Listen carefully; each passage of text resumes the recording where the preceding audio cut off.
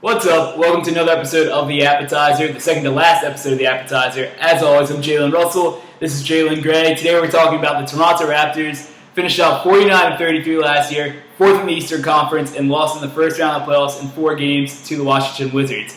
It's looking like it's going to be Dwane Casey's hot seat year. Yeah. 5th year with the team. They've improved every year in the regular season, but have gotten bounced from the first round of the playoffs in the last 2 years. 3-8 record in the playoffs. So with all that said, they went out and made some moves this year to try to boost up this roster, especially adding DeMarre Carroll, which is their big move, obviously. What do you think this means for the team? Do you start him over Terrence Ross, or do you move him down to the 4 and go with a small lineup? See, this is a very difficult question. I think that the fact that they added DeMarre Carroll gives them the option to go small and put him at the 4, but I just think that Terrence Ross, DeRozan sort of, they work off of each other. I feel like you can't mess with that chemistry. So you starting Ross over I would say Carroll would provide a lot of energy coming off the bench, and especially his defense. That's a lot of money to play a guy coming off your bench, though. He's making at least 7 figures for this team. And when you look at it, I mean, he played 4 last year in the playoffs, held his own, didn't give up too much on defense to the bigger guys, and he can hit the 3.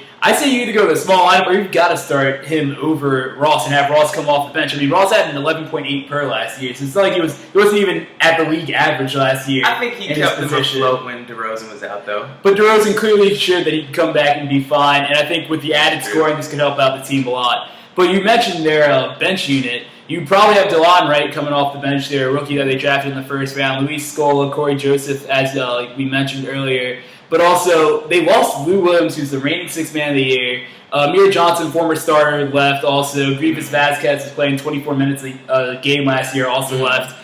I mean, their backup unit took a big hit this year. How do you think they recovered? I think they've done a good job, signing Corey Joseph. He's going to be a good backup for Lowry. And I think that their biggest loss was Amir Johnson to me. Right. He's a starter. He sort of, added a lot of energy for them. And I think Lou Williams, of course, he's the reigning 6th man of the year, and he averaged, I think, 15.5 points or something around there, but he was also a liability on defense. And I think for them to move forward, they have to vamp up their defense. Right, and Corey Joseph is more of a defensive guard, which will help him out there.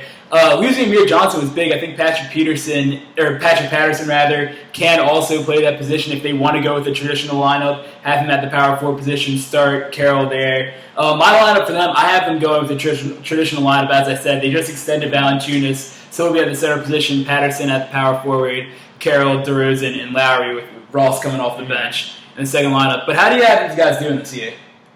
I think they'll be, right around the same, record. So I'll give them, a couple of more wins this year. I'll say 51-31. Okay, I have them 50 and 32. They'll finish probably, middle. Do you think Dwane Casey keeps his job, though?